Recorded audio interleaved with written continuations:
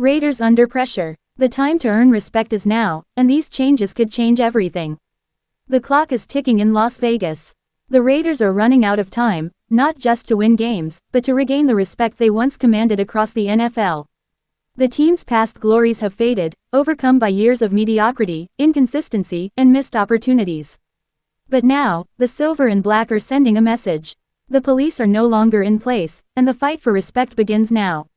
With major coaching changes, new weapons, and potential reunions on the horizon, this offseason could define the future of the franchise. The Las Vegas Raiders are tired of being underestimated. Since moving from Oakland, wins have been few and far between. The playoffs seem like a distant memory, and the franchise doesn't inspire the same fear it once did. But that's about to change. The team made a bold statement when it hired Super Bowl-winning coach Pete Carroll, a proven leader who brings structure, toughness, and a championship mentality. The mission is clear: earn back respect, one brutal game at a time.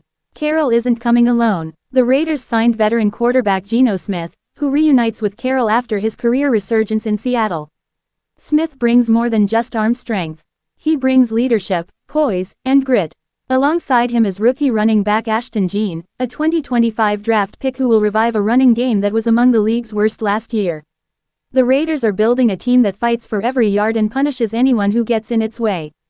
And that's what the franchise was all about. Back in the day, opponents didn't just play against the Raiders. They outlasted them. The Raiders' legendary mystique was built on grit, aggression, and a swagger that made every game feel like a war. That identity has faded over time, but with Carroll's arrival, the Raiders are looking to restore it. Insider Hondo Carpenter summed it up best recently on the Las Vegas Raiders Insider podcast. "You can beat the Raiders, but you're going to feel it the next day."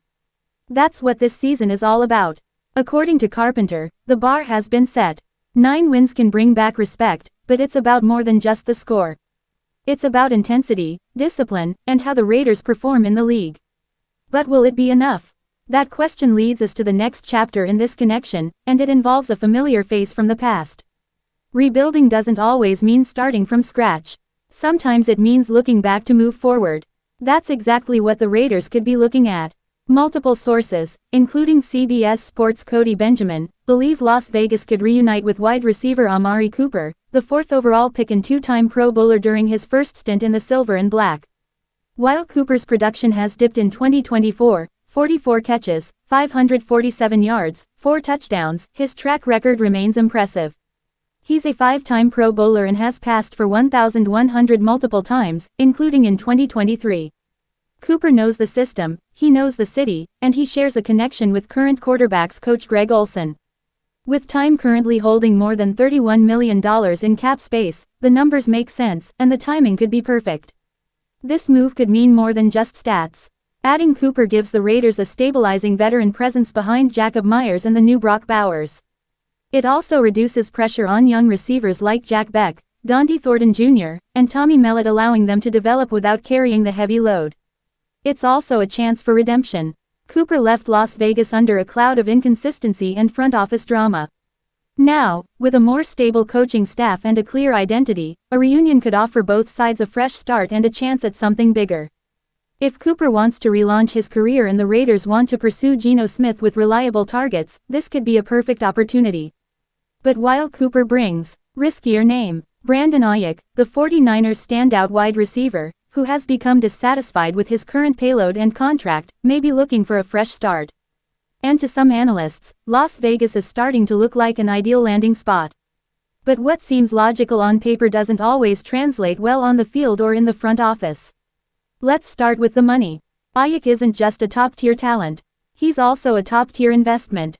He recently signed a substantial contract extension with San Francisco that required the Raiders to absorb a significant salary drop or worse, restructure their salary flexibility going forward. Add to that the acquisition price. Any trade for Ayuk would likely require several premium draft picks. General Manager John Spytek has been extremely cautious about that. Spatek's recent draft strategy has focused on building the team for the long term, not making impromptu short-term moves that destroy future depth. And then there's the injury factor. Ayuk's 2024 season was cut short by a brutal combination of ACL and MCL tears. Serious injuries that raise real questions about his durability and future explosiveness. While he's been solid when he's been solid, he's racked up more than 1,300 yards in back-to-back seasons. The road back from double ACL tears is long and uncertain. Would the Raiders really want to mortgage their future on a receiver whose availability is a toss-up? Besides salary and physicals, there's the question of fitness. The Raiders already have a solid foundation at receiver and wide receiver Jacob Myers and tight ends Brock Bowers and Michael Mayer. Together, they form a trio capable of stretching the field, earning contested catches, and serving as reliable targets in the red zone.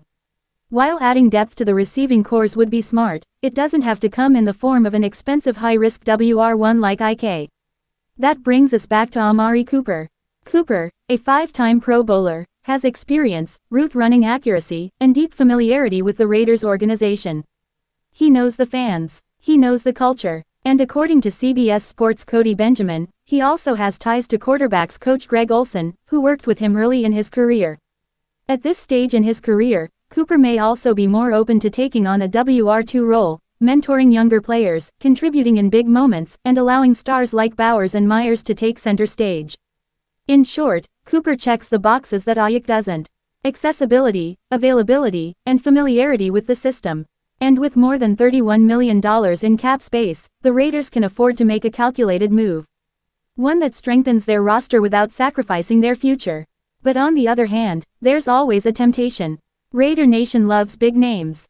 Flashy moves, head-turning trades, and few available names, if they're available at all, generate more buzz than Brandon Aiyuk. He's young, explosive, and capable of changing a game in a single play. If he's healthy, he could be the piece that takes this offense to the next level. That's the dilemma John Spytek and coach Pete Carroll now face. Did they take a chance on Aiyuk and move on knowing the risk, or bring back Cooper, a solid veteran who may not grab headlines but can quietly elevate the offense with leadership and chemistry? Ultimately, it's not just about stats or contracts. It's about identity. The Raiders are trying to rebuild a culture of toughness, intelligence, and discipline. They don't have the luxury of chasing names at the expense of physical fitness. Every move from here on out will be judged not only by the fans, but by every opponent who evaluates them. Raider Nation, now it's up to you. Should the team go for a respectful season with cohesion and experience, or risk it all on a big trade for a name like Brandon Aiyuk? Which choice would you make to build a championship squad? Leave your opinion here. Don't forget to like and subscribe to the channel, but I'll be